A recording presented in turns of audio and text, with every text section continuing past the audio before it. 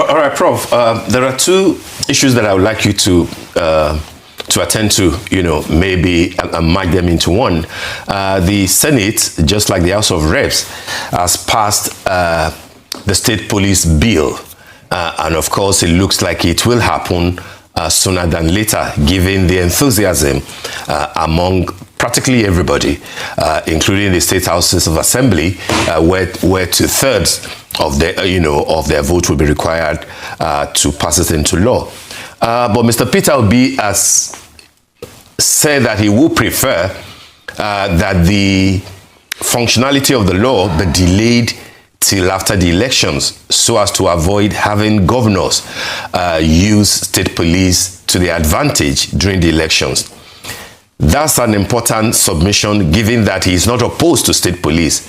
But then the question will be, is he advocating for an election where he may not participate, given the fact that NDC, as of today, just like I said to you earlier, Prof, might not be on the ballot, except, of course, things change at the appeal court or ultimately at the Supreme Court.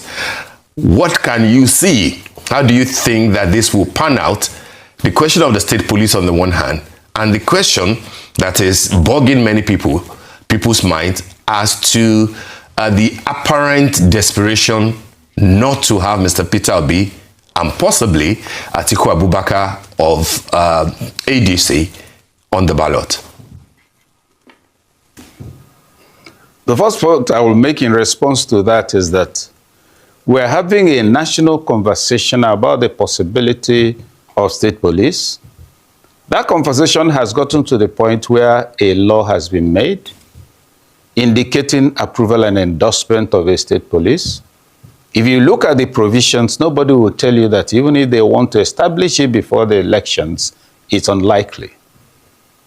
And if you also look at some of the details, you're going to choose a police officer, you're going to get your State House of Assembly to approve the person you've chosen, then you're going to get the national to approve, which means at the end of the day, the approving authority for state police police commissioners at the state level is still the National Police Force.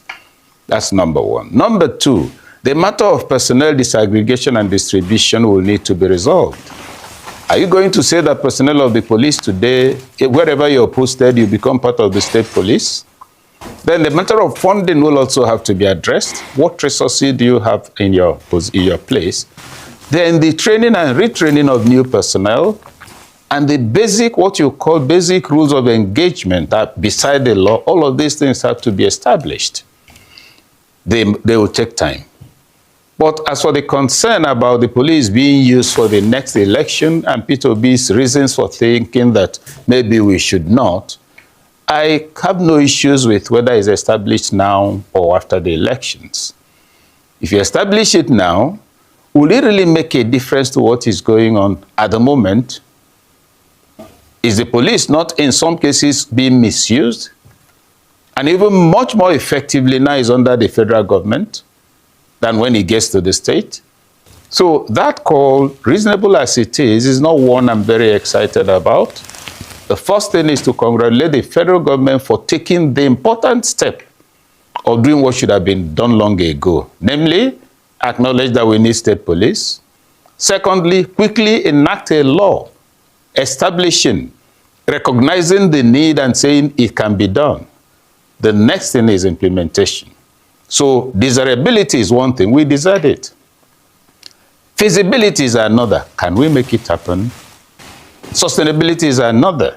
If we make it happen, can we sustain it? Those are the three strategic steps on the table. Only the first one has been taken. So that's why I say we're having a conversation about state police. We have not established state police. State police is not the law. State police is not all the debate going on. State police will be an existing institutional entity with responsibility to manage security at subnational level under the imprimatur of state governors, taking directives from state governors in collaboration and working in sync with the federal police structure. So that's about that. There was another point you also raised that Peter mentioned. I think there's a second leg to your question, if I'm right. You address the aspect of what Mr. Peter Obi said, that he wouldn't want it to happen before the elections. But then, will he be on the ballot? Yes, but will he be on the ballot given the issues? Oh, okay, the NDC. NDC issues, yes. The NDC crisis, I tell you, I'm not sure anybody saw that coming. But if I knew that the NDC was registered on the basis of a court judgment, I would have been expecting this sort of thing to happen. Let's not kid ourselves. We don't leave loopholes when you're involved in any fight. And I've always been concerned about the assumption that everybody will be of good behavior when there's a fight. It doesn't work that way. The assumption that it is the business of the APC to take care of you, create a level playing field. If you want to play football, go to a pitch. It's usually level and with grass. But some people even play when there's no grass.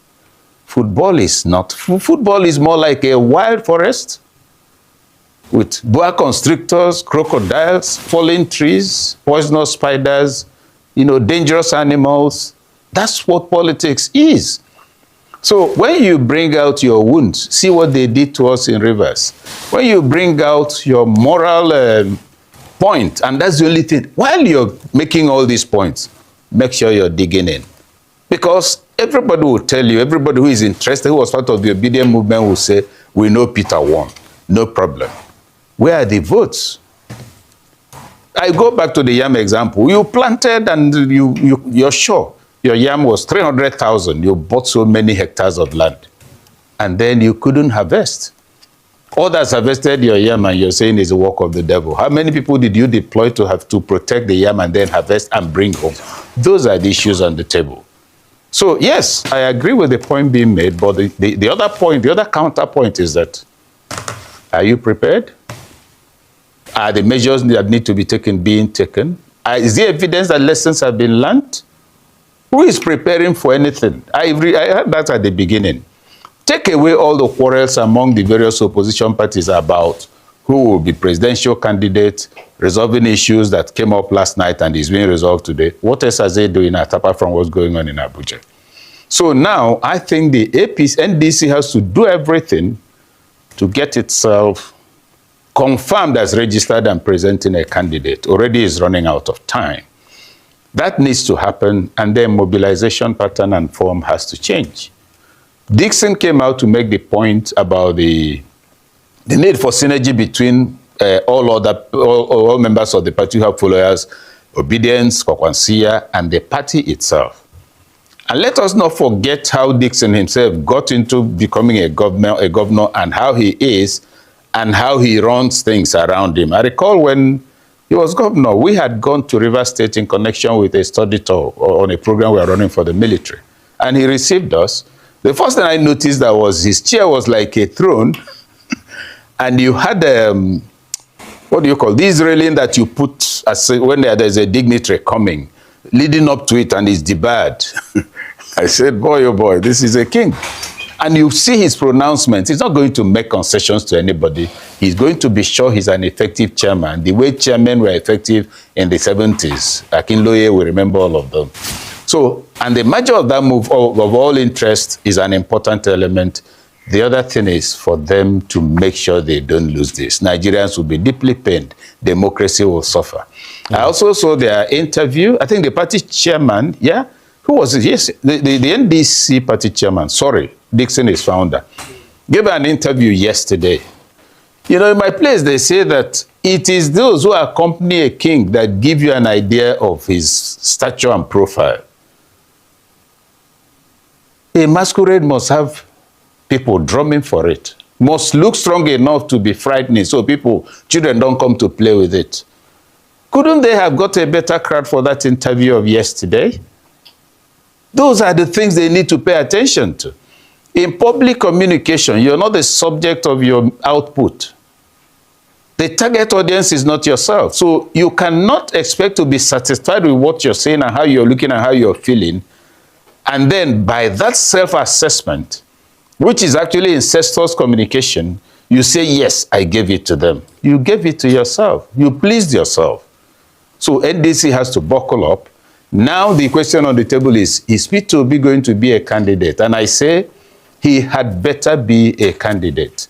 Atiku had better be a candidate, even for the dignity of our democracy and for the credibility of the APC, and for it to have even a modicum of decency in managing the political process, because the most of the measures are extreme. Look at the degree of defections moving into APC, without APC paying attention to the fact that this can lead to implosion. If you're a PDP governor in the PDP state, and I'm the party chairman, for as long as you're in PDP, I'm the party leader. I'm the one everybody comes to. I'm the one people bring small bags containing what I don't want to mention to, right, Prof. in order to be relevant. Yeah. Now the governor decamps, and lo and behold, I've lost power. Of course, I'll do anti-party activity at some point. Okay. All right, Prof. Thanks very much.